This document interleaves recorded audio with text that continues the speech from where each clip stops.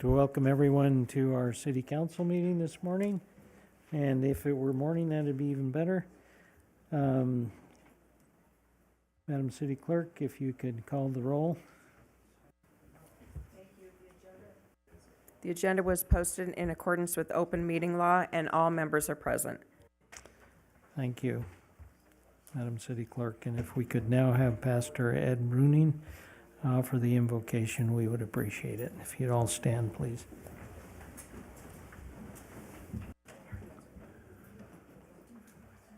Almighty God, you've told us what is good, that we would love justice, that we would practice mercy, and that we would humbly yield to your wisdom and way. In this beautiful city that you've given us, and in the wonderful residents and the leadership of this city, Lord, you've offered us wisdom, and you've said that if we ask, that we shall receive.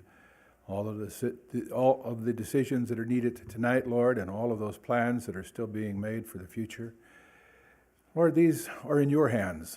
We thank you that you have guarded and kept us in that wisdom, and that you have yielded to us that we might yield to you.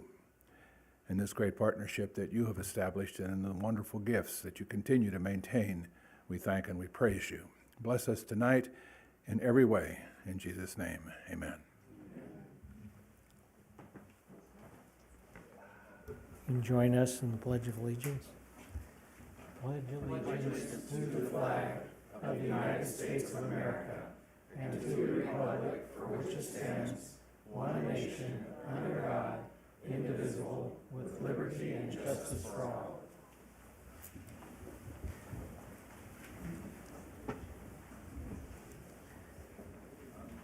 If there's any public announcements, we would hear them and we would go directly into public comment at this time. Those of you who would like to make public comment or interested to come forward. And Madam City Clerk, is there anyone who has electronically called in? No comments were received. Okay, thank you. There's no public comments.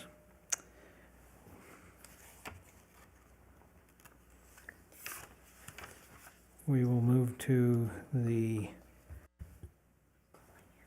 we've got to do something for somebody really important. Mayor Hardy, Yes, we also ma'am. have to open the phone lines, Open the what?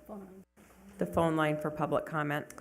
Yes, please. For those of you who are out there on the phone lines, and if you're trying to call in at 702-589-9629, and we will have several moments that we'll wait for you to call in.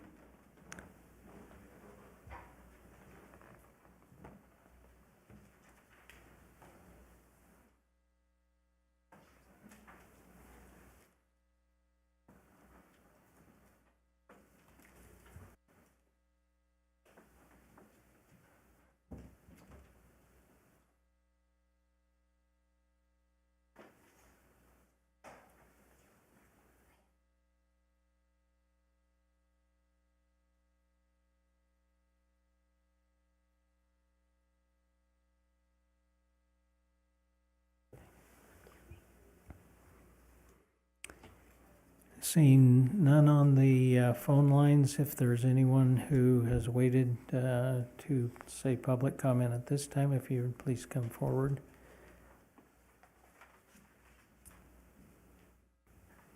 If not, we will move to the consent agenda. I would hear a motion to approve the consent agenda if there are no changes. We need the regular agenda, please.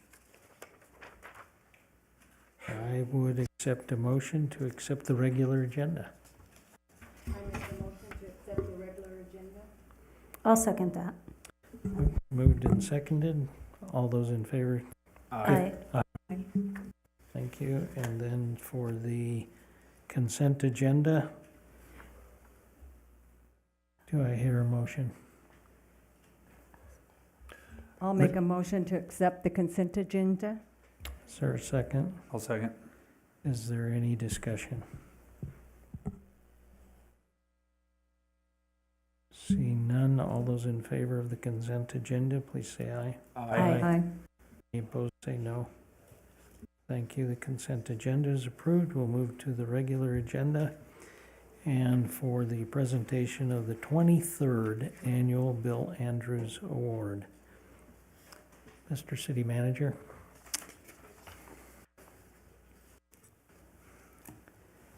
Yes, tonight the 23rd Annual Bill Andrews Award will be presented by Mayor Hardy.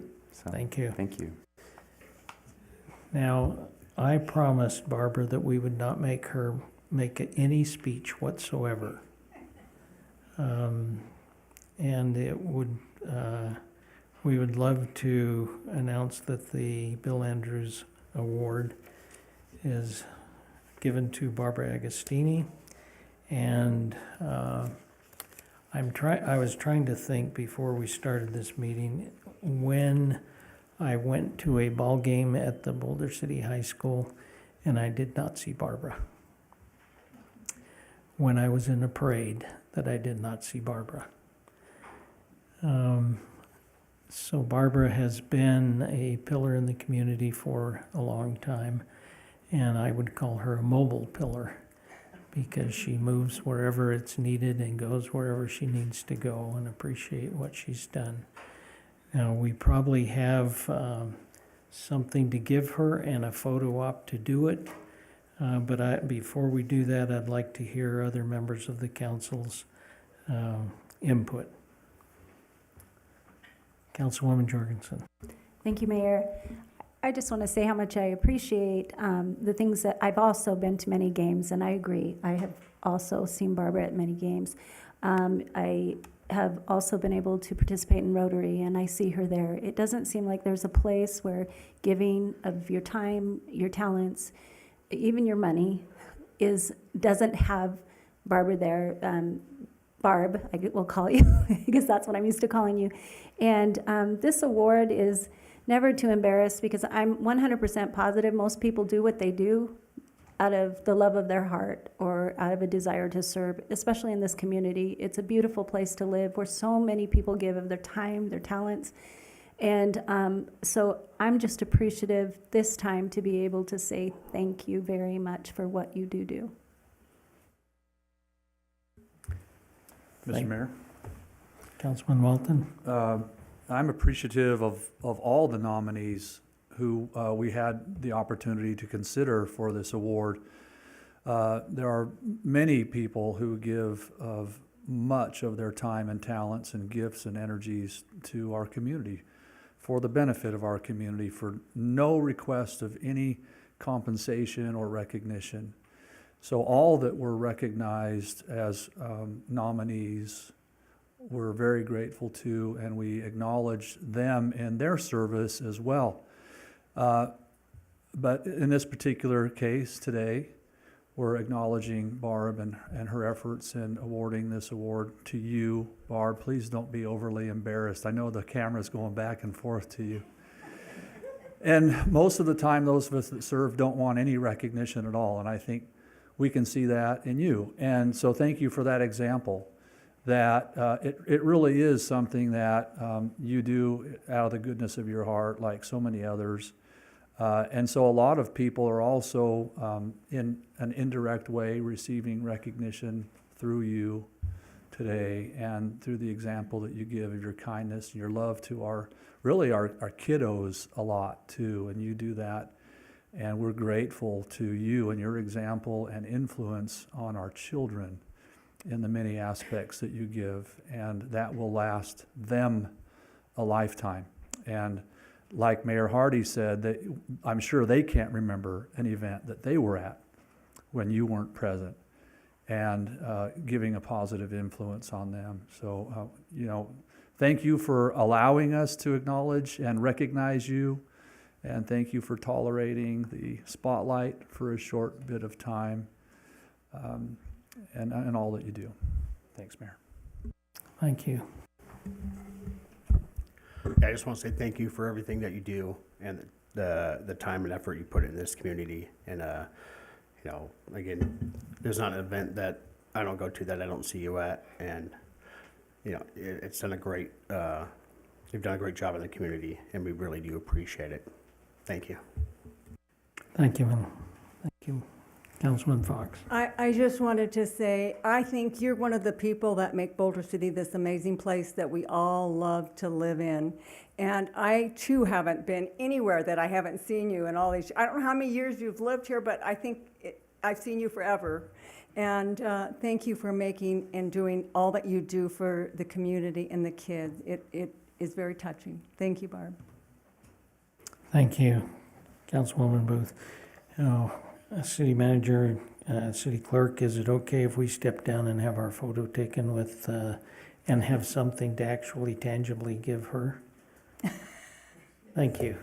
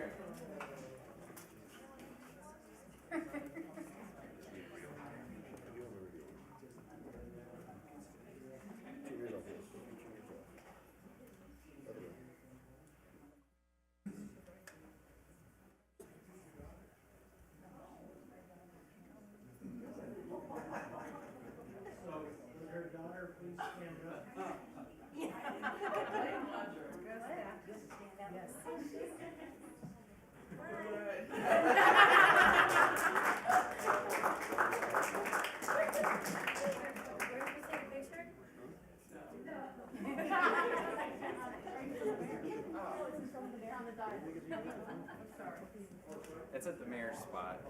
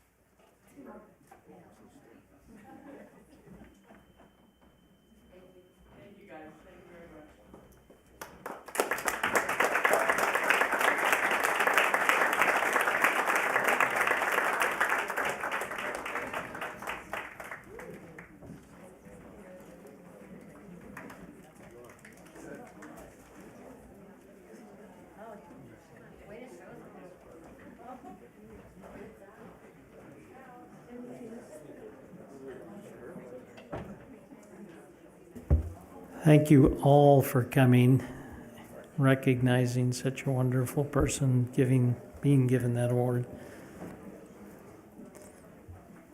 We will move to the number 4 on the agenda, the presentation by Dr. Deanna Jasklowski, Regional 3 Superintendent, who will provide us with an update on Clark County School District Boulder City Municipality Report. Doctor, go ahead. Hi, good evening. Thank you very much, Mayor Hardy, members of the council. Deanna Jaskolski. I proudly serve as the Region 3 Superintendent in the Clark County School District. As we know, there's 3 regions in the Clark County School District, and Boulder City is within Region 3, supporting Ms. Wagner and our other 3 incredible principals. So I do have an update for you. So we have the first update is the status update related to the compliance with NRS 388G 500 through 820, aligned with the administrative regulations codified in the Nevada Administrative Code. As you know, the Clark County School District is operating under a reorganization mandated by state law, and part of this report includes to you a status update related to the compliance with that law and regulated state and district regulations. The Nevada State Board of Education recently adopted a regulation that details that the state superintendent may provide a notice of noncompliance if a deficiency is found.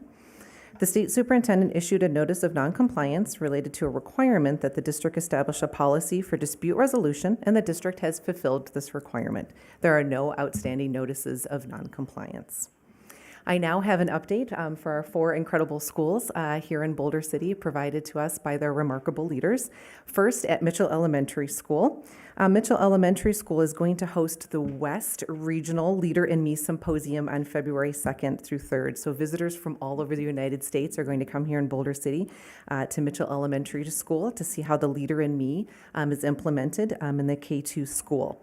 The K-2 students are going to be leading these adults from all over the country throughout their school on a tour, showing them their goals in their data notebooks and the leadership roles throughout the day. We're very excited for that.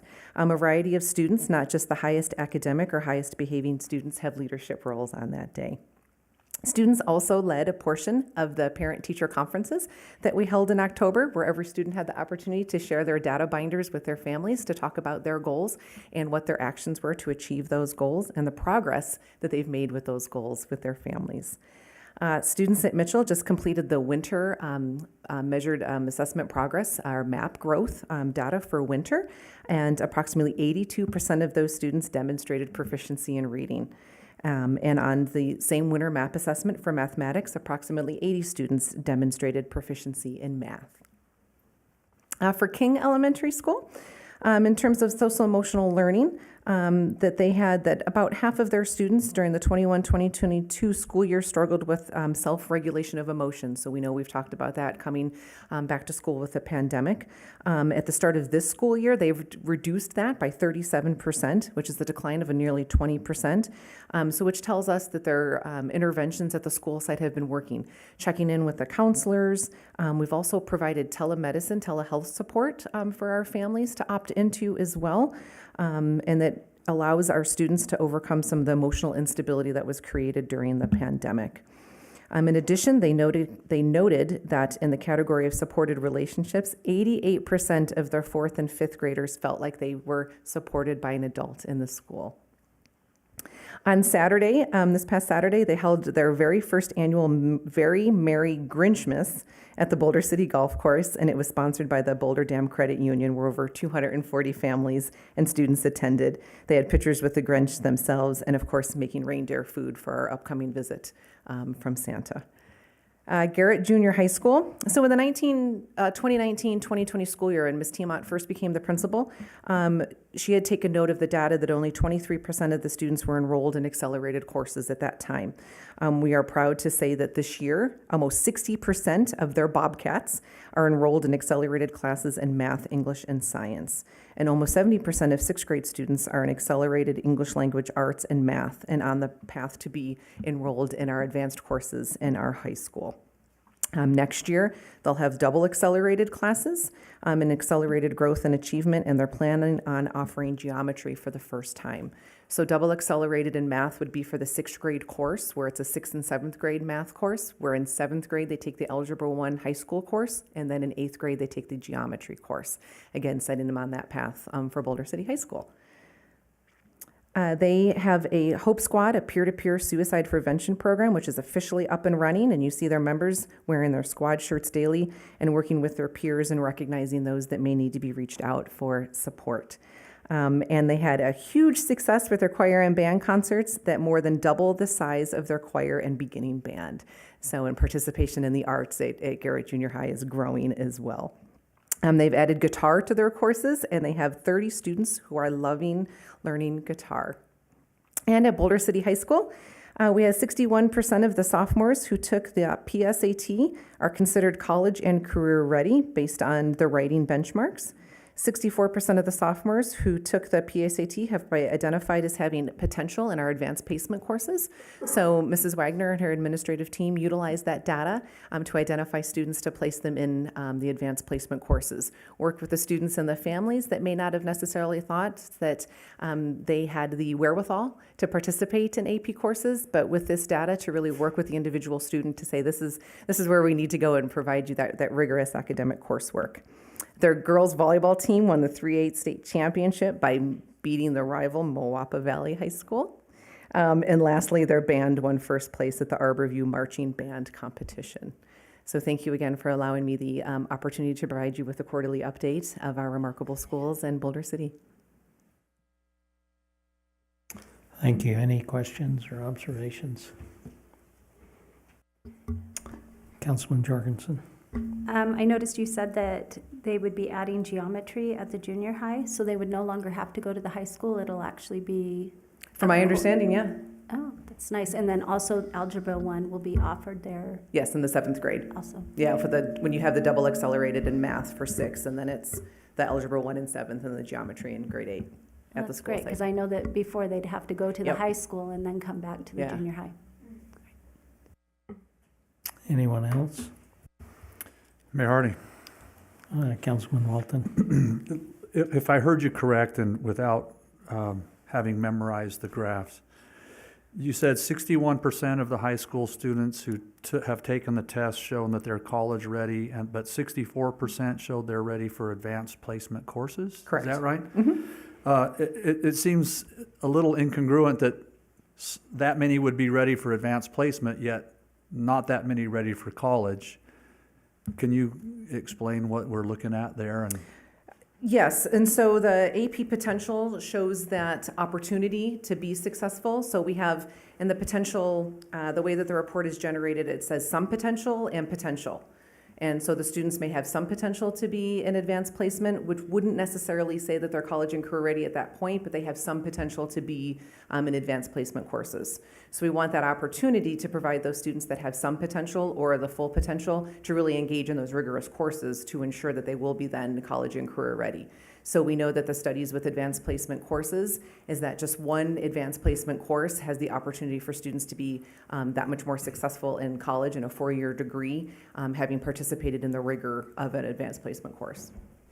thank you. And so do we have the adequate number of advanced placement instructors at our high school to handle the volume of students that are eligible or potentially eligible for those courses?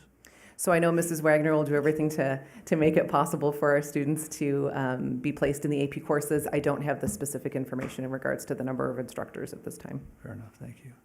Thank you for the report, and we're really excited for our students and for their future. I'm not surprised that Mitchell is hosting the Leader in Me. That's very Mr. Day of them, and what a great opportunity for our youngsters to have that introduction so early in life. And I'm glad that both math and the arts are emphasized in our community and in our schools. That really shows a lot of well-rounded instruction and participation, and thank you for your report. Thank you. Thank you, Councilman. So most of us aren't competitive here, but could you repeat how Boulder City beat Moapa Valley in something? I don't hear competitive at all, Mayor Hardy. Oh, thank you. Thank you very much. Thank you, Doctor. Appreciate your report. Thank you for the opportunity. Have a Thank wonderful you. holiday. Thank you. Thank you. And that will bring us to item 5 on the agenda for possible action. We'll turn the time to Brittany Lee Walker.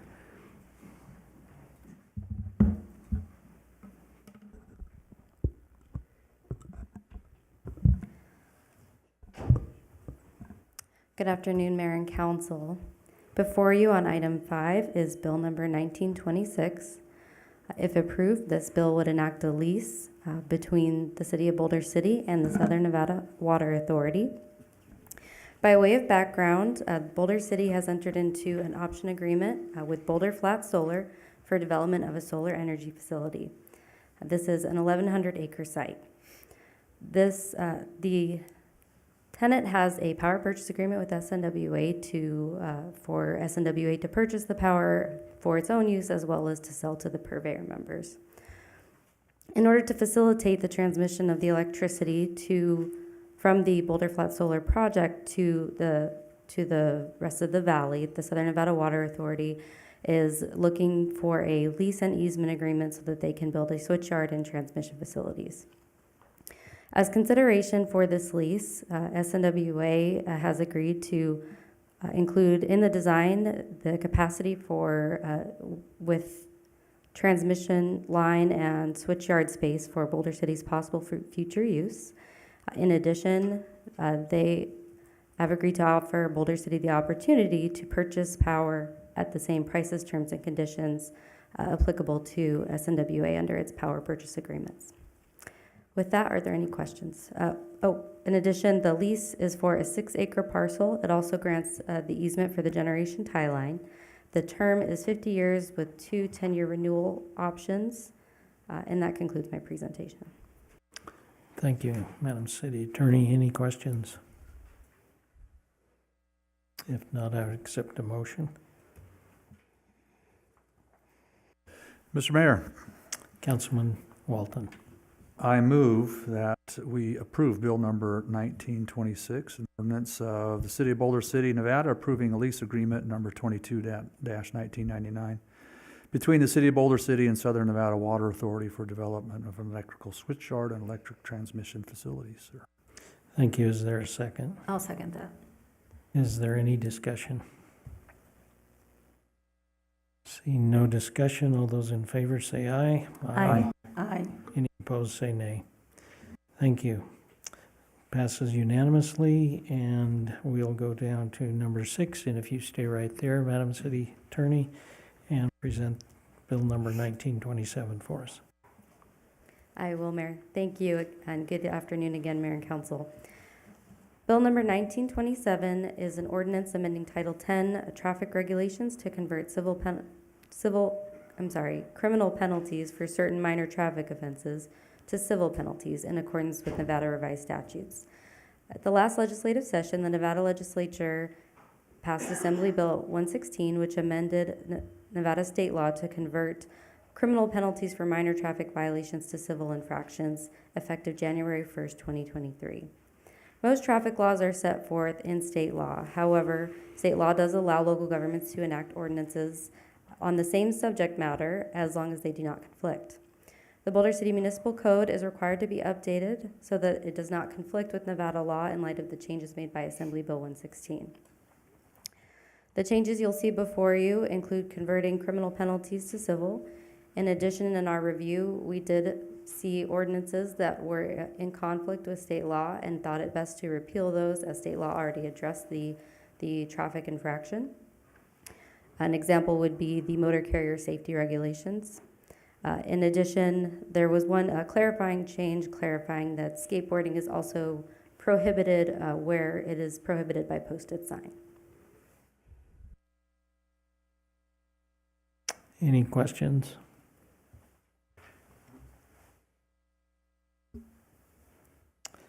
I would accept a motion to approve Bill number 1927. I'll move to approve Bill number 1927. Is there a second? I'll second. Seconded first, and then is there any discussion? Seeing no discussion, all those in favor say aye. Aye. Any opposed, say nay. It is passed unanimously. Thank you, Madam City Attorney. And then we'll move to number 7 on the agenda, and Michael Mays is going to elucidate.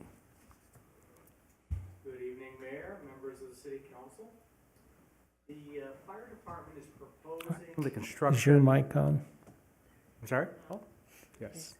The fire department is proposing the construction of a 3,000 square foot substation at the southeast corner of Quartzsite Road and Nevada Way. As you can see on the screen, this is a site plan illustration of the proposed fire substation.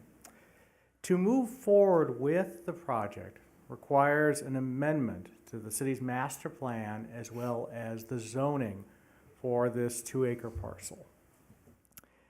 That involves 3 steps this evening. First, to hold a public hearing to consider the proposed changes to the master plan and the zoning for the property. City Council consideration of Resolution 7552, which would change the land use designation in our master plan from open lands to public, quasi-public. In your packet, as well as on the screen, is a map. It shows the existing land use designations as reflected in our master plan at the top, and the proposed change to public, quasi-public. In addition, it requires City Council consideration of Bill 1928, which would change the zoning of the property from study area to GM, which is government municipal. Again, in your packet and on the screen is a map showing the land use designation change for that property, for the zoning for that property. Planning Commission held a public hearing on this matter on October 19th of this year and recommended 6-0 in support of both the master plan change as well as the zoning change. As you consider this matter tonight, consider that the motion to adopt the proposed rezoning, so Bill number 1928, should be subject to the conditions, findings contained within the staff report. And with that, I can answer any questions. We also have Chief Gray here as well to answer council questions. Any questions?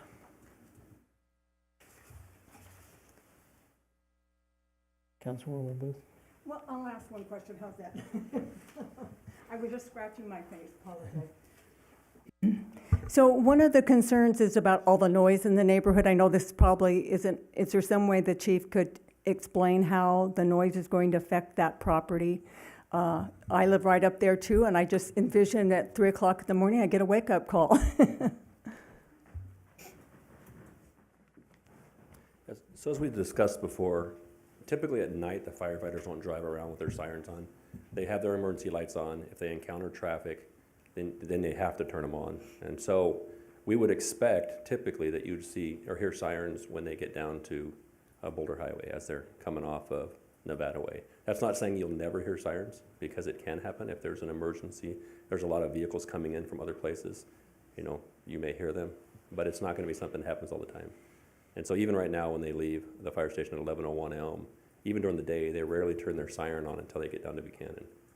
And so, because there's no traffic, I mean, there's nobody there trying to get out of their way. So if it's in the middle of the night and you're on Boulder Highway there going down towards the lake, do you have to turn your sirens on if you're on that street and there's no traffic, or is it only when there's traffic? Yeah, if there's no traffic, I'd imagine they wouldn't have them on. But again, I can't promise you that won't happen. No, I understand But that. typically, if it's at nighttime, they're sensitive to that. They understand that they're not driving around trying to wake everybody up. But as I said before, if you do hear sirens, it's typically because there's an emergency going on and they're trying to get there quickly. And so it's for no other reason than that. You know, if they can go non-emergent, they go non-emergent. Again, because there's a lot of risk with going fast with the lights and sirens on. So they only do that when it's a true emergency. Okay. Thank you. Any other questions? This is a public hearing, and I would open the public hearing at this point and have anybody who would like to approach to state their name, and they would have it up to 5 minutes per person. Hello, my name is Terry Mann, and I live here in Boulder City, and I live in Tuscany, which is the area that this is going to affect, the possibility of a new fire station. And I was here at the last meeting on October 19th, and I expressed concern, as well as others that were present. And I know Koki lives up there as well, and she has expressed concern What I'm interested in knowing, and obviously I had asked this last time, no one wants to have a fire station in a residential area next to their property. But yet, you know, it has to go somewhere. I certainly understand that, and there's federal funds that are to be used. But what other parcels have been considered? And this is kind of the issue, because there's other parcels on the other side of the industrial area that would meet this without putting it in a residential area. And it also appears the fire chief chose this parcel, and that there's no contest, that there's no possibility of other parcels being considered. Not to mention, then you also have to change the zoning, you change the master plan.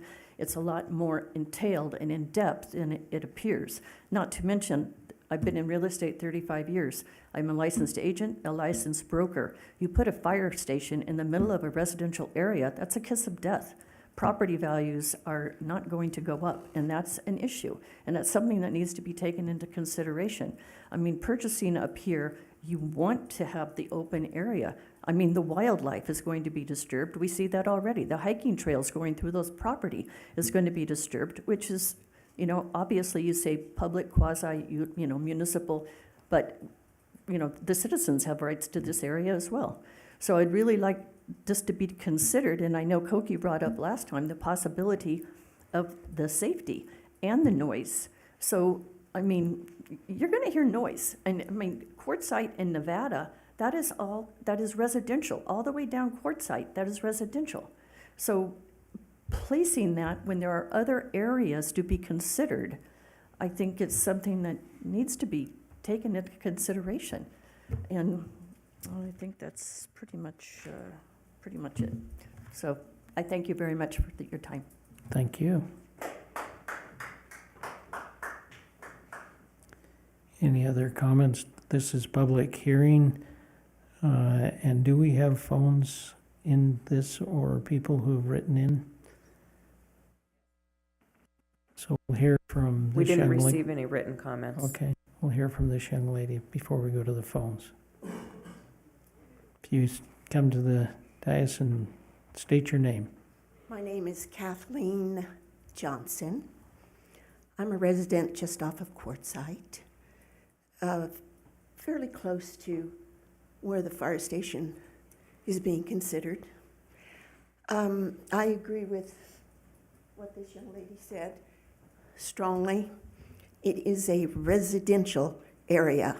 I fought strongly against the cell tower at the Boulder City Hospital being put in a residential area, and I will fight strongly against the installation of a fire station in a residential area. Thank you. Thank you.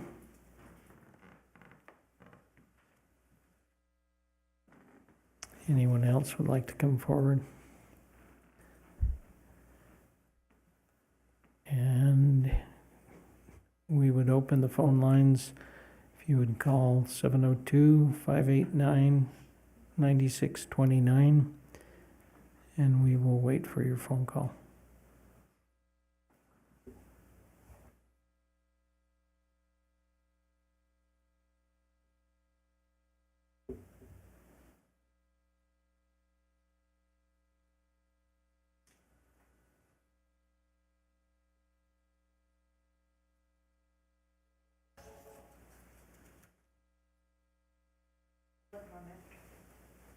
Yes, hi, I have a comment. Go ahead. State your name for the record, Okay. please. All right, my name is Helena Vesey. I live on Fifth Street. And first of all, I would like to thank the firefighters very, very much for all that they do. And I'm watching this meeting. I grew up in Connecticut next door to a fire station. Our property value never dropped. Sirens are needed because it's an emergency. And I can't believe what I'm hearing. You're talking about property value over saving somebody's life, getting there in a hurry and using a siren. Ugh. I can't believe what I'm hearing. I mean, this is unbelievable. This is so unempathetic with people that have problems and serious issues that I don't understand. That's my comment. Thank you, ma'am. I think the fire people, they're blessed to have them in their neighborhood. Are you there? We're still online. Hello? Yes, you're still on. Okay. Okay, I just want to say thank you to the firemen, and these people should consider themselves blessed even to have them in the neighborhood. Life over property value. Thank you. Thank you. Anyone else that would like to come up and speak? And while you're thinking about that, if you have another comment to call in, 702-589-9629.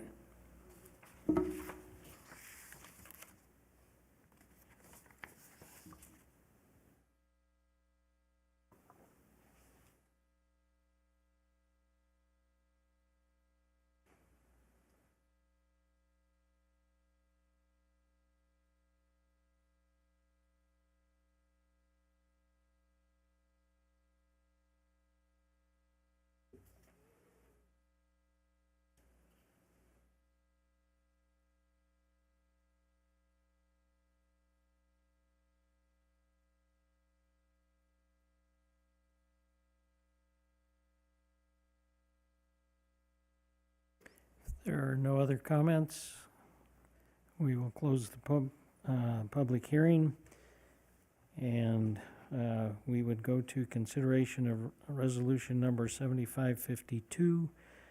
We would need a motion to approve the resolution, if there is such a motion, and to amend the future land use map to change the land use designation to approximately 2 acres from open lands to public, quasi-public.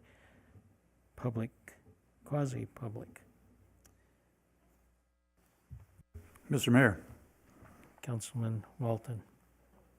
on item 7, I move that we approve resolution number 7552, a resolution of the City Council of Boulder City to amend the master plan future land use map to change the land use designation for approximately 2 acres from open lands to public, quasi-public. There's a second. I'll second. Moved and seconded to consider the resolution number 7552, a motion to approve the resolution of the City Council, Boulder City, to amend the master plan future land use map to change the land use designation for approximately 2 acres from open lands to public/quasi-public. Is there discussion? Councilwoman Johansson. I just wanted to talk for a minute. This isn't something that hasn't been discussed for a long time, and I know that the goal here is to be able to get our response time down to such that every citizen in our community is afforded the same opportunity when it comes to a 911 call from the fire department. I know that we've looked at different parcels of land. I was wondering if the chief, or if this is appropriate, could maybe come up and discuss why this specific piece was chosen. Absolutely. Chief Gray. Thank you, sir. As we discussed on November 17th of last year, we did a response time analysis. So we looked at where we can respond within the city of Boulder City within 4 minutes of travel time. So our total response time is about 6 minutes and 50 seconds. So that's the time it takes a dispatcher to answer your 911 call, to process the call, determine what you need. They alert the station. Again, they get about 90 seconds to hear the call, get on the truck and start moving, and then 4 minutes of travel time. When we did that study, the west half of the city is within that 4-minute travel time. The east half of the city is outside that travel time, and some of the areas are significantly outside, 8 or 10 minutes is the travel time. And so then we really broke it into 2 sections. There was, Could you explain why that time specifically? absolutely. And so response time is really established for 2 things: cardiac arrest survival and flashover in a fire.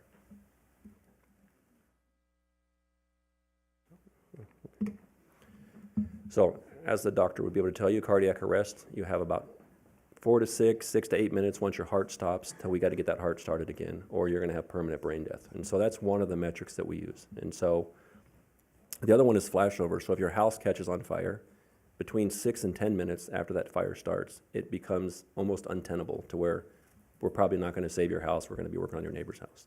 And so that's really where we look at those 2 response time factors, is we're trying to get there fast so we can make an intervention. And so when we did our GIS, we used GIS with the city's GIS analyst, and we mapped the city, and we looked at where the vulnerable part of the city was. And so when we came up with the east half of the city, there was 2 potential locations we looked at. There was one over by the library, the Boys and Girls Club area, and one on the lakeside. So then we looked at the demographics of the community, and we have more people that would be protected if we put it on the lakes, Quartzsite and Nevada Way, and we have more people in our senior demographic and in our manufactured homes. Manufactured homes tend to burn really fast. And so we wanted to figure out where we could get the most bang for our buck. And so out of 14,800 people in the city, we figured about 7,800 people lived in that area, in those 2 areas.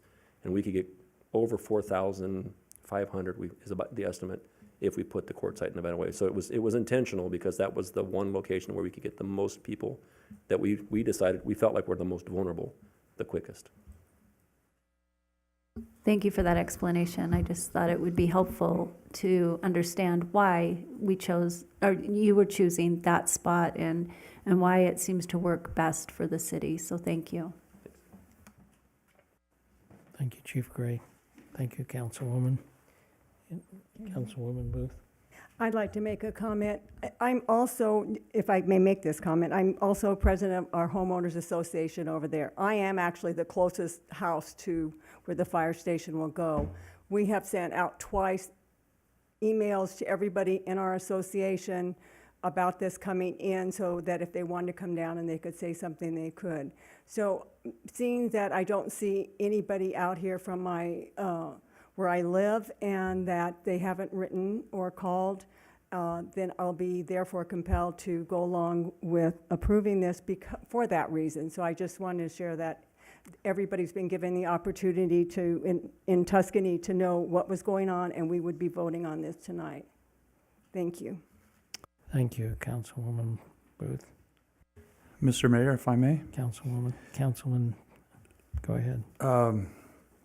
I don't want this to become a us versus them conversation, and we appreciate all the comments we received from last year through up to this year. I'm in favor of providing the best service we possibly can to every member of our community. Having served 25 years in the fire service, I'll tell you, it's very rare when a fire station isn't near the population that it protects. Of all the stations I worked in, predominantly they were in residential neighborhoods, because that's who we protect. And we become actually an asset to the neighborhood. Many people come in and ask for their blood pressure to be taken, or their blood sugar to be analyzed, or can you come, I'll bring my parent in, and please do a little assessment on my parent. And there's a certain amount of community health that occurs in fire stations. And then members drop in and visit, and grandchildren come to tour the station and so forth. So I don't see it as in any way a negative to be anywhere near. And having driven fire engines for a portion of my career, hearing loss is a real and a long-term effect for firefighters, so we try and keep the sirens off as much as we possibly can. And we generally don't turn them on until we're away from the station, because that's when we begin to encounter traffic. So it's probably the quietest, nearest the fire station from my personal many years of experience. And a lot has gone into consider this location, the service it provides to our community, the impact on the community, both potentially negative as well as positive, and the service that we can provide. And I believe that this will provide our citizens with the highest level of service that we can in our resource-limited community. Thank you, Councilman Walton. Thank you. Having heard in the public hearing and questions and answers, is there a motion that we have had and we've had it seconded? All those in favor say aye. Aye. Aye. All those opposed say nay. It is unanimous, and we will turn the page to our consideration of Bill number 1928, which is the ordinance of the City of Boulder City to amend the zoning map to rezone approximately 2 acres from the study to GM or government municipal. And that will not need a public hearing, but we will hear questions and concerns by council at this time. Mr. Mayor, Councilman Walton. I move that we approve Bill number 1928, an ordinance of the City of Boulder City, Nevada, to amend the zoning map to rezone approximately 2 acres from S study to GM government municipal. And I'll that, second. and that motion includes subject to the findings of the staff report. Subject to the findings of the staff report, as Mr. Mays indicated. Thank you, Mr. Mays. Thank you. And Councilman And I'll Fox, second. you seconded that with all the appropriate additions. Correct. Thank you. And is there any discussion? All those in favor say aye. Aye. Any opposed say nay. That is unanimous. And Bill number 1928 has passed. We will now go to item number 8.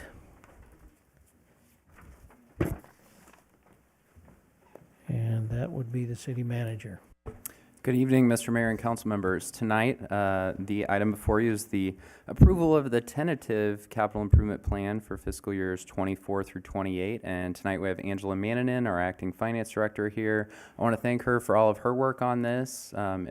It's a large feat to put this together, and she had a lot of help with our CIP coordinator, Carol Ellis, and they do a wonderful job. So I'll go ahead and turn it over to Angela.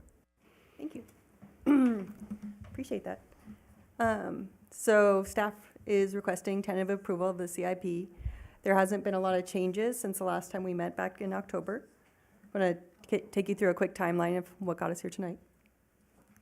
So back in August, we kicked off the CIP by starting to meet with all the different departments.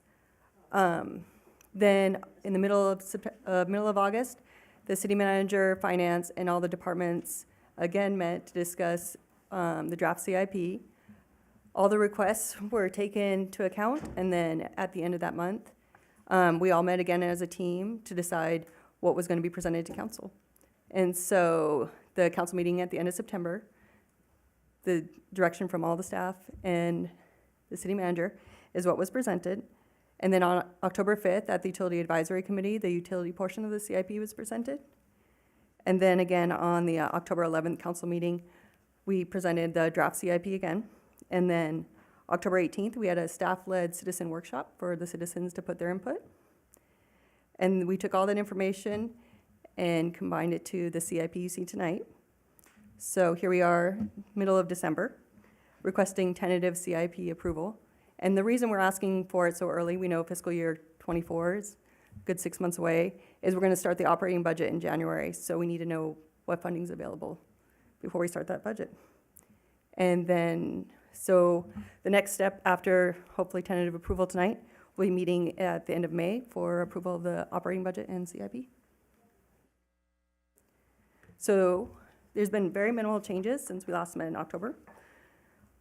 At that meeting, it was discussed to change the electric 5-year plan with some timing changes, and that was approved with Resolution 7521.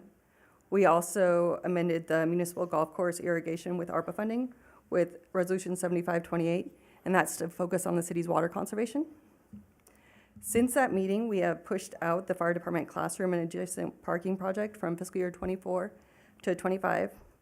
And as was in the consent agenda earlier, the next time we present it, it'll show the adjustment with Taxiway Bravo, reducing fiscal year 24 funding to fiscal year 23.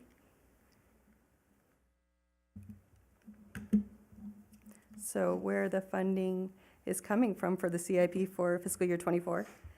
The general fund is funding 3.2 million. The utility funds combined is 6.1 million. The cemetery is 50,000. The airport's 300,000, which once we get a little further to other grants, that's less than 7% of the total CIP cost for the airport for fiscal year '24. Residential construction tax is 50,000. The municipal golf course surcharge is 170,000, and the Boulder Creek Golf Surcharge Fund is 140,000. Our voter approved funding is a total of 2.2 million, and our outside funding, a large portion of that is the FAA funding at 4.1 million. And there's two different FAA grants. One has a 6.25 match, and the other one has 10%. And then we also have the RTC at 1.4 million. So our total outside funding is actually 31% of our total CIP budget for next year. So the total cost of our CIP next year will be $17.8 million if tentatively approved tonight. And so just coming back to our timelines, so with the minimal change of taxiway Bravo, unless any other changes are brought forth between now and May, you'll see the CIP as you see it today. But again, it is tentative approval, so if you guys do have any changes, we can make them before May. I'm happy to answer any questions. Any questions? Councilwoman Jorgensen? Yes, I just saw that we had down proceeds from Track 350 for $1,200,000. And I know that we don't have any contracts currently with anyone for the sale of that land. That is true. So we will leave that up on there until May, and then we will use fund balance from our acquisitions and improvement fund. But the funding is there. It's just if miraculously. Okay, so it will be likely matched in a different area Yeah. as opposed to that. Yes. Okay, thank you. Any other questions? Do I have a motion? Councilwoman Jorgensen? I move to approve the tentative capital improvement plan for fiscal year 2024 through 2028. Is there a second? Councilwoman Booth has seconded that. And is there any discussion? Mr. Mayor, Councilman Walton?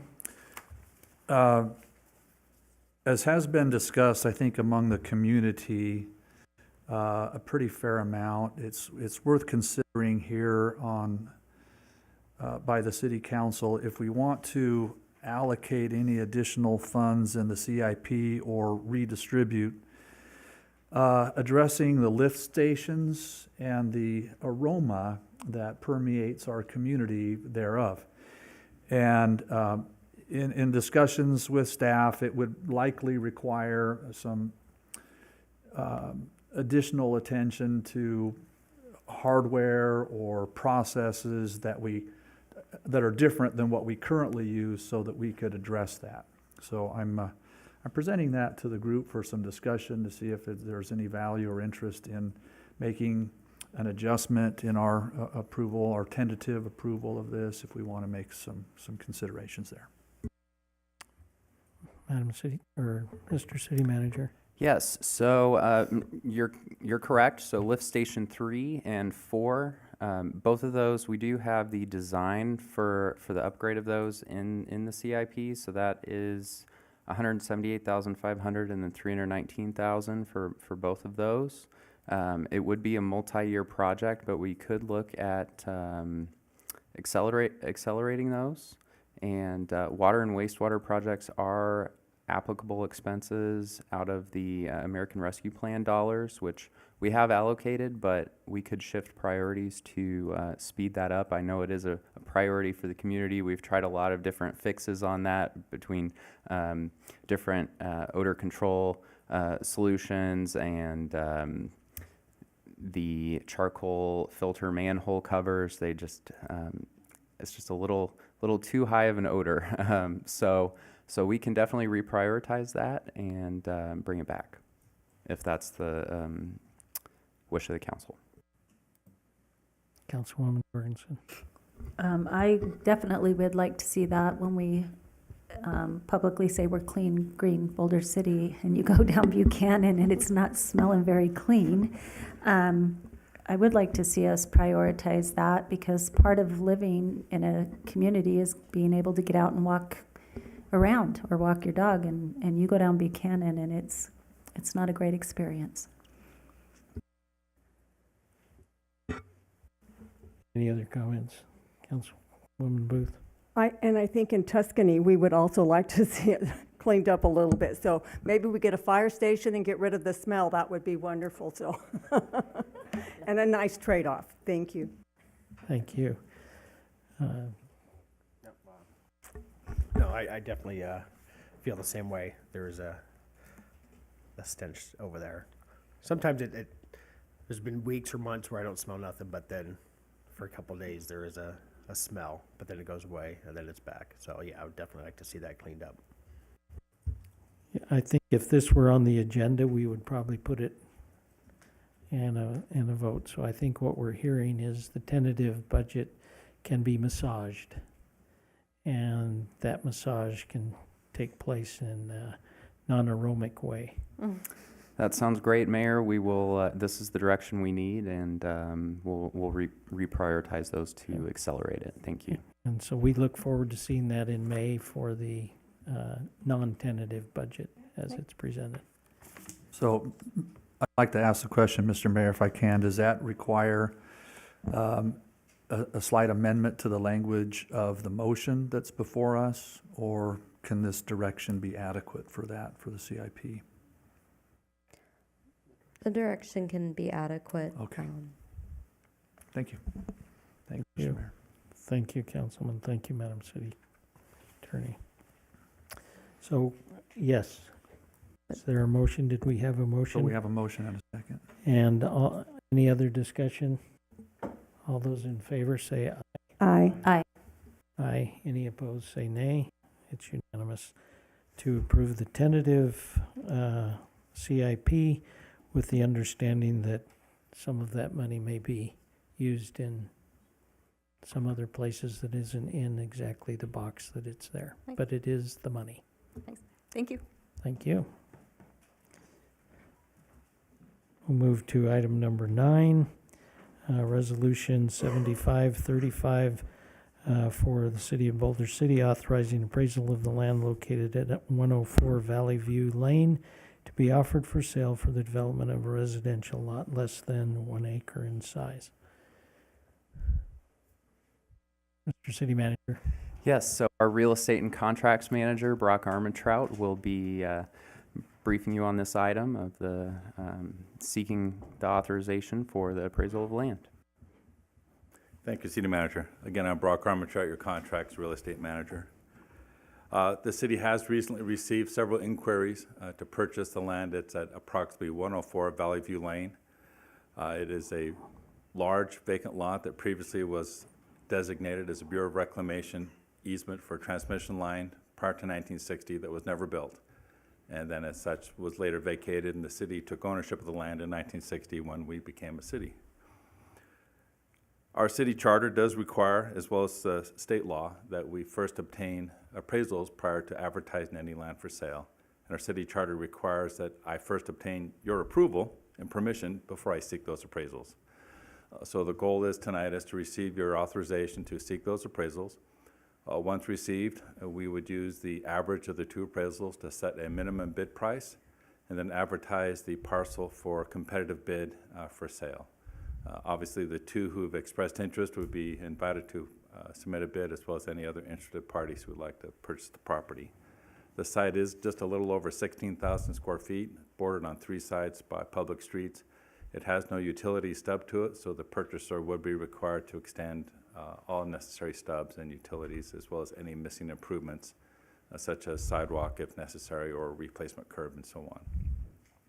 All the costs associated with the appraisals, as well as the parcel map preparation, will be recovered upon as closing costs when we do sell the property. So again, at this time, we're seeking approval from the City Council to seek those 2 appraisals. Councilwoman Jorgensen, please. Just was hoping that, though you said a large lot, it looks like it's 0.38 acres, which falls underneath the being under an acre of land that we can Correct. sell, Right. Under the city charter, we can sell land for less than an acre for residential purposes without going for a vote of the people. Perfect, thank you. Thank you. Any other comments? Councilwoman Booth? This is just for clarification. So if the appraisal comes back for 50,000 and our highest bid is 40,000, can we take the 40,000 or does it have to at least bid for 50,000? It's just for, if you don't want to answer, that's fine too. It's not a question I've been asked before because we've never actually had that problem. Oh, okay. It's usually been the opposite. Are we obligated to take the highest bid but not the lowest? So I don't know, city attorney has. Sure, yes, we are required by Nevada law to sell land at appraised value, subject to certain exceptions, which do not apply in this instance. I don't anticipate that problem. I just wanted to ask it because I thought somebody might ask me. So to clarify, it can be sold for appraised value or more. That's correct. It can be sold at appraised value or more. Okay, thank you. Any other comments or questions? I would accept a motion. I'll move to accept resolution 7553. Thank you, Councilman Fox. Is there a second? I'll second it. Councilwoman Booth has seconded it. Any discussion? Seeing none. All those in favor say aye. Aye. Aye. All those opposed say no. It is unanimous. It has passed. Thank you. Thank you, Mayor. Thank you. And we move to item number 10, which is Mr. City Manager. Our city clerk will be handling this item. Tammy McKay. Thank you. Before you tonight, you have council appointment consideration for the Planning Commission and Parks and Recreation Commission. Board members must be residents of Boulder City and are only eligible to serve on one permanent board.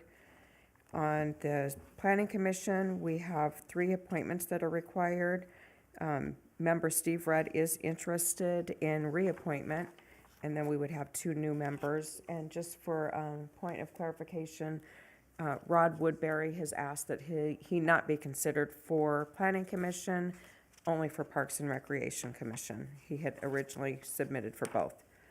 And for Parks and Recreation Commission, we have 1 member whose term expires in 2023, and we have 1 term, another term that is expiring, and he's not interested in reappointment. So with Parks and Recreation, we have 2 members that need to be appointed, and all of the volunteers are in your packet. Thank you, Madam City Clerk. And so on our, if I can summarize, for Planning Commission, Steve Rudd is willing to continue on. That's correct. I would accept a motion. Mr. Mayor, Yes, if I can make a disclosure, please. please. I'm going to read this as put forth by our city attorney on my behalf. I would like to disclose, pursuant to NRS Chapter 281 Alpha, that I have a substantial and continuing business relationship with one of the applicants for Planning Commission, Mr. Fritz McDonald. We have a financial advisor relationship, and I have consulted with the city attorney and believe that this relationship is a commitment in a private capacity, as that term is defined by Nevada law and would likely impact the judgment of a reasonable person in my situation. Some people might argue with my reasonableness. Therefore, though, I will be abstaining on the Planning Commission item, sir. Thank you for that. That brings us down to 4 people who are going to vote on the Planning Commission.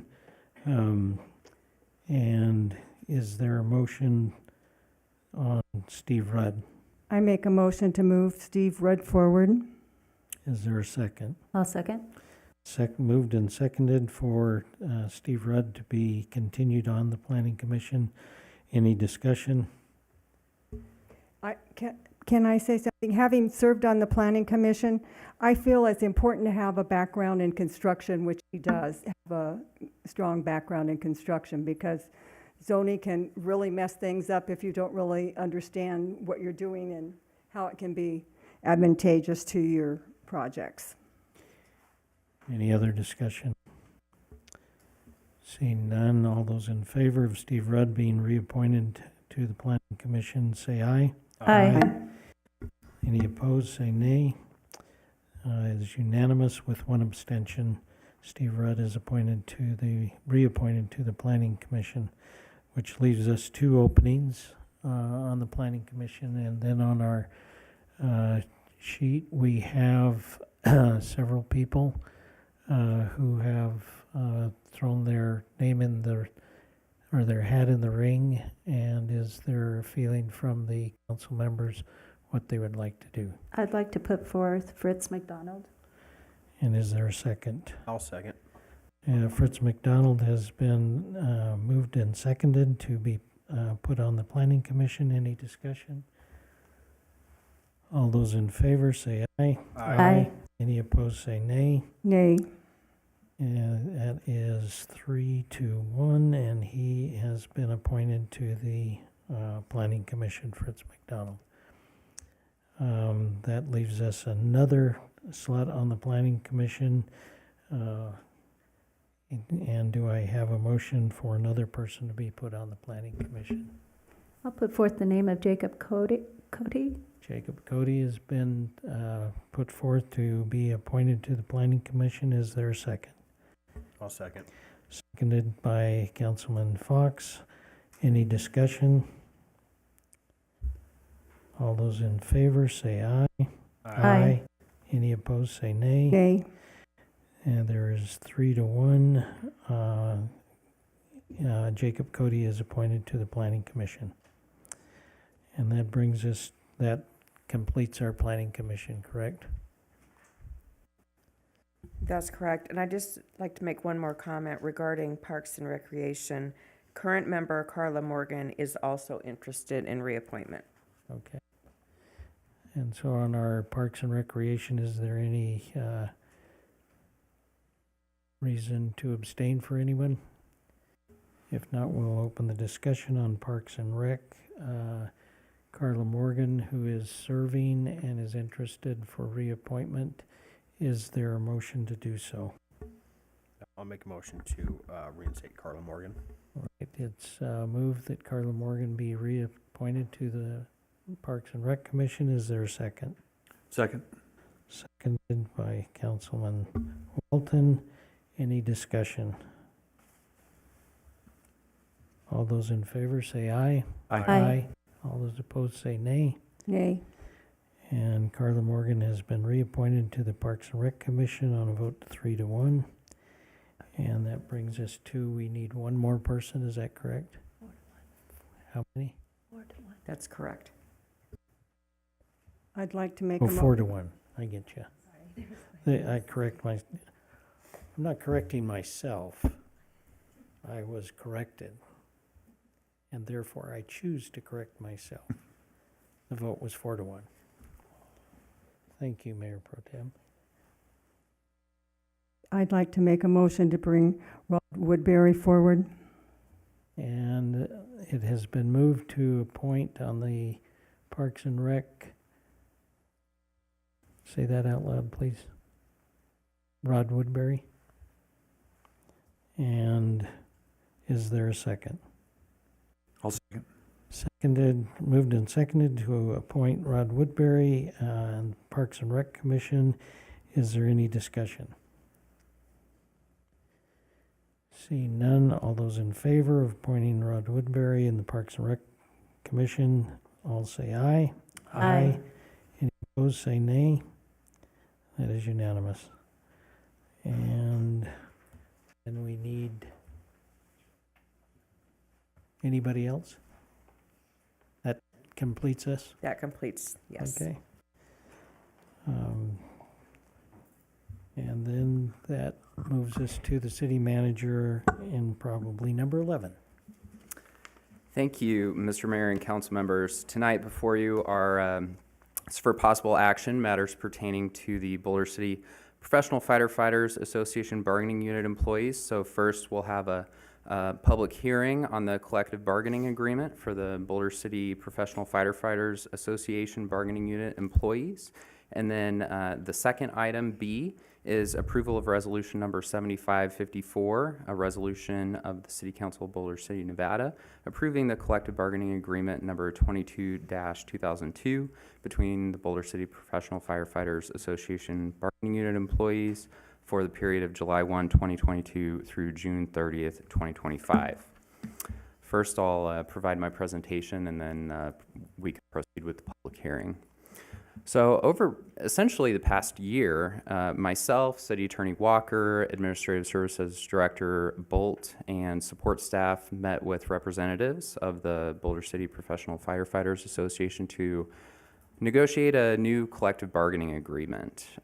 Both parties worked to update the agreement to mirror current city practices and model similar agreements in other jurisdictions. And I must note that these negotiations occurred during a time of record inflation and a national labor shortage. So that was fun. The city and the union have tentatively agreed to a proposal to extend their bargaining agreement with increases in the city's contribution towards their health care insurance, annual leave accruals, sick leave accruals, and wages. Pursuant to NRS 288.153, any new agreements between the employer, the government employer, and the union must be approved at a public hearing, and the chief executive officer of the local government shall report the fiscal impact of the agreement. So I will go ahead and do that now. The total financial impact of the 3-year agreement totals $1,349,536.49. And this is for 15 firefighters and 3 engineers. The breakdown of the total cost is as follows. So for financial year 23, which is the fiscal year that we're in, the wages increased by $274,260.83, with benefits which include medical and life insurance increasing $15,552, totaling $289,812.83 for the combined annual increase for financial year 23. For financial year 24, the wages increased by $442,298.57, with benefits increasing $31,320, totaling $473,618.57 for the combined annual increase for financial year 24. And then for financial year 25, wages increased by $538,801.09, with benefits increasing $47,304, totaling $586,105.09 for the combined annual increase for financial year 25. The funding does exist in the current fiscal year 23 budget to cover this fiscal year's increase in salary and benefits, and then in subsequent years we would simply follow our proper budgeting process and account for that through the annual operating budget. We're confident that we can accommodate those increases. The clean copy of the collective bargaining agreement is in your packet, along with the red line copy highlighting all of the changes.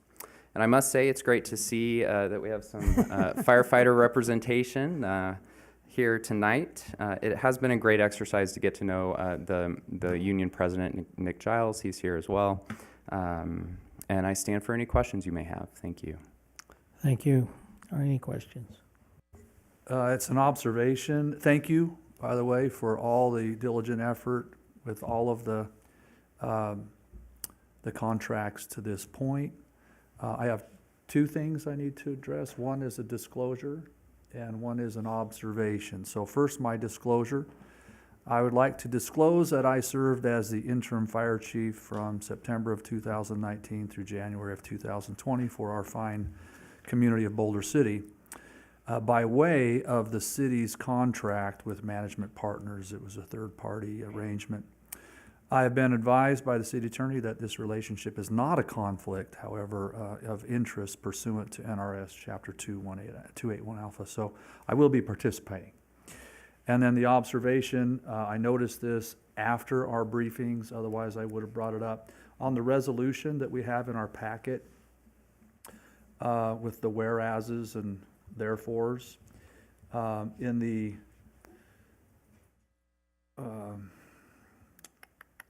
And the second The whereas, second recital.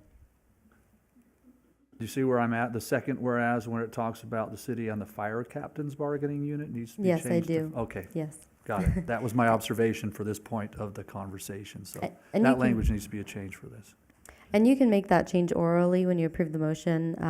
You can, when you make a motion on the resolution, the motion can include changing the term fire captains to Professional Firefighters Association within the second recital of the resolution. And then we'll update the paper copy when it's signed. Thank you. Thanks, Mr. Mayor. Any other comments or observations before I accept a motion from Councilman Walton, who will make the appropriate You have to motion open the in the public hearing. appropriate way? You have to open the public hearing. Oh, I need to open a public hearing. That would be wise. Hold your horses. So we'll open the public hearing, and that will be anybody who wants to come up and say something can do that now. And see none, we'll open the phone, and that is 702-589-9629.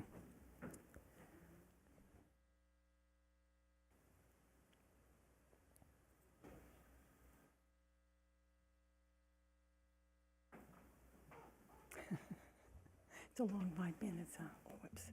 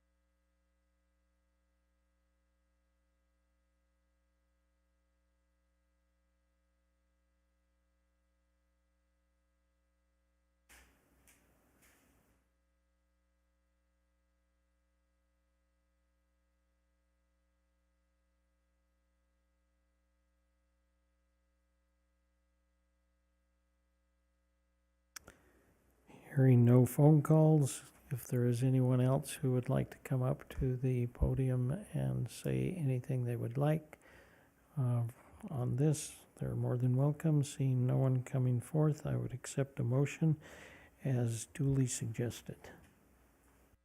Mr. Mayor, Yes, sir.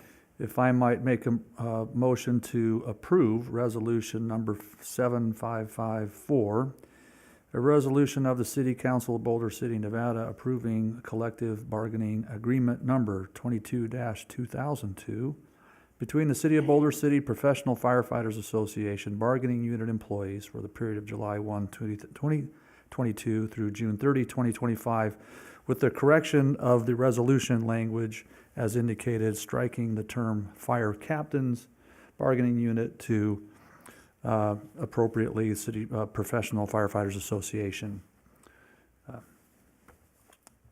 There's a Oh, second? Any discussion? All those in favor say aye. Mr. Aye. Mayor, if I'm sorry, I'm There is slow on the, discussion. slow on the draw. There is discussion. Councilman Walton. Yeah, if I might, thank you. Again, thank you to staff for all the work that they've done, and thank you to the firefighters for the work that you've done in coming together. I know it wasn't, as our city manager indicated, there was a lot of unusual circumstances in this time frame, and I'm glad that we came to resolution. I'm glad for the language that compensates them fairly and appropriately as it's appropriate for our city resources, and particularly for the language that's been approved and changed, well, presented to us for approval, but agreed upon that really looks after the well-being of our firefighters, our emergency personnel in the long term, for their health and safety. And I think it's very appropriate for the community to look after the health and safety of our public safety responders, police and fire. They are subject to great deal of hazards, physical, as well as bloodborne, as well as airborne, as well as emotional. And those are very significant and very real. And I'm glad that the language reflects properly protecting them and their families in the event of any issue that might arise there. And we're grateful for our firefighters and our police. In this case, we're addressing firefighters. So thank you for the women and men who serve. While this doesn't affect the reserve group, we do have a lot of reserve firefighters that also lend their service to our community. And so those are my comments, Mr. Mayor. Thanks. Thank you. Appreciate those, and I echo those if I could be so educated to do so. Thank you. Appreciate it. Any other discussion? All those in favor, say aye. Aye.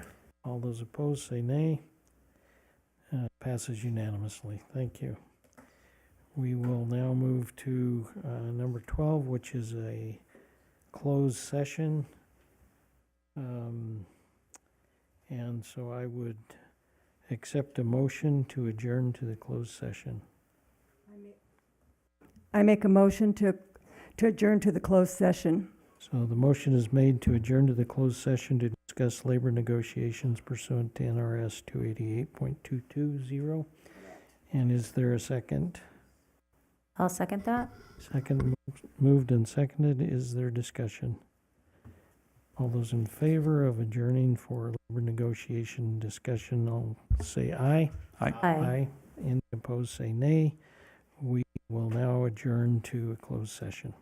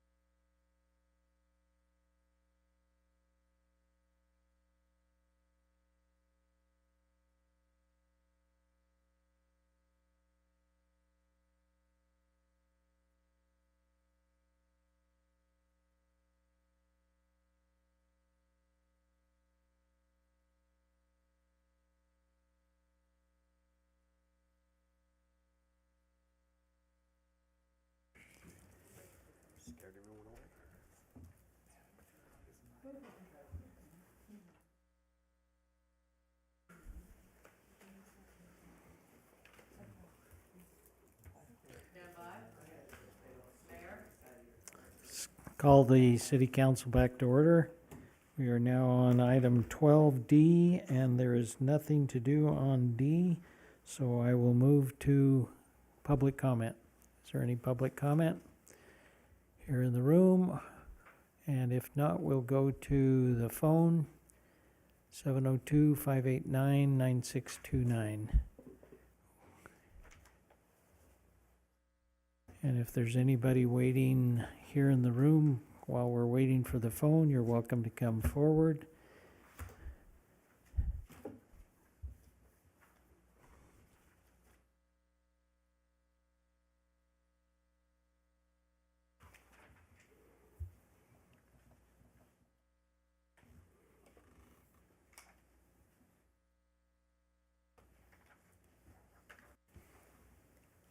Mayor, after you close the phone lines, I have one public comment to read.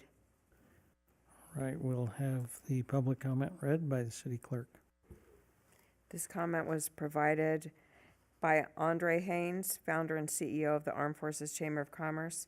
Everyone is invited to an Armed Forces Chamber business mixer in partnership with the Las Vegas Clark County Library District and sponsored by Lachelle Buckner, a licensed Medicare and Medicaid healthcare advocate, on Wednesday, December 21st at the Boulder City Library.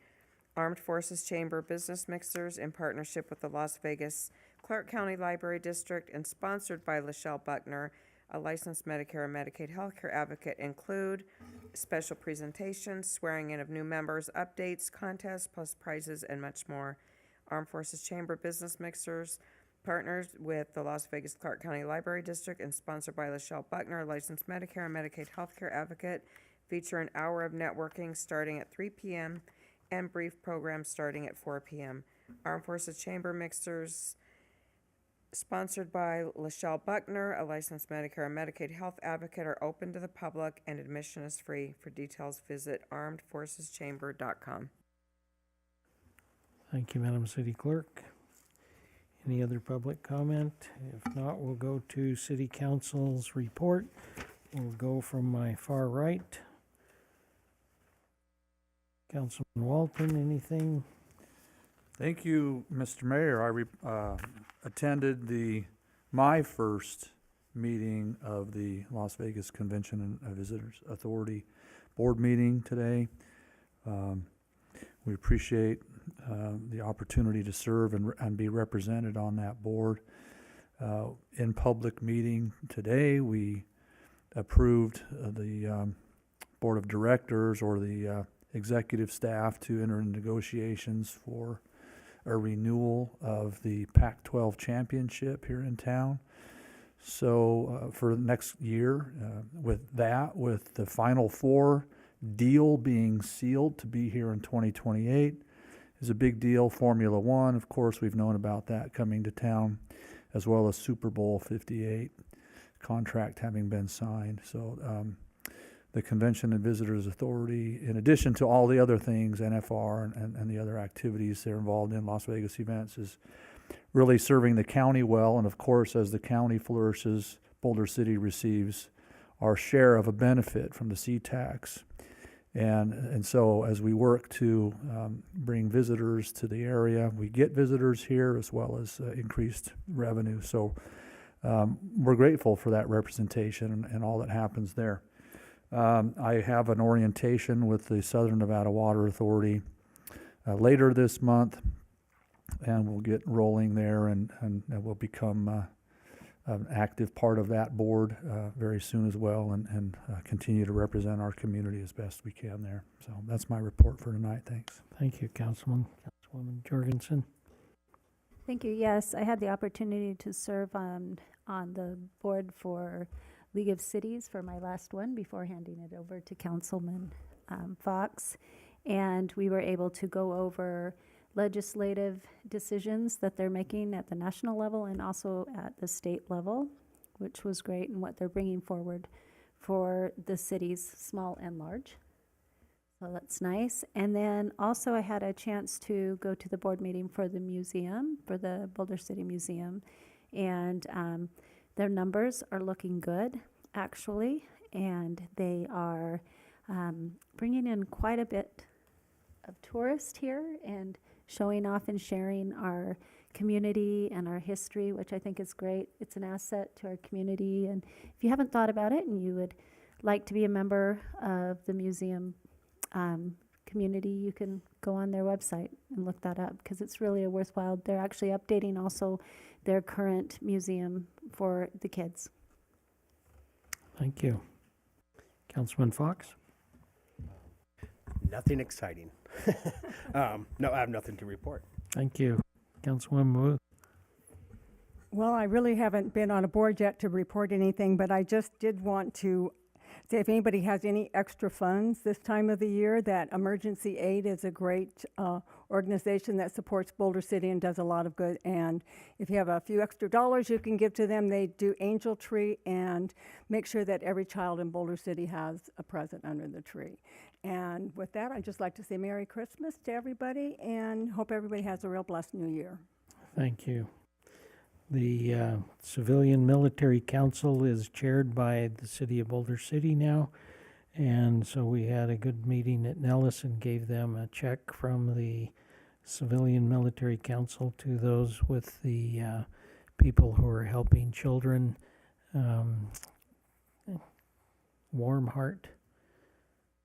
Operation Warm Heart. Operation Warm Heart, and we have airmen, airwomen doing wonderful things, taking care of people. Same kind of thing is happening valley-wide. People are interested in people and helping people, so it's great to see this time of the year happening. Whatever you believe in, we believe in helping people, and it's very heartening to see people pulling together and helping those that need it. If there's no other council report, I will adjourn the meeting. Meeting adjourned.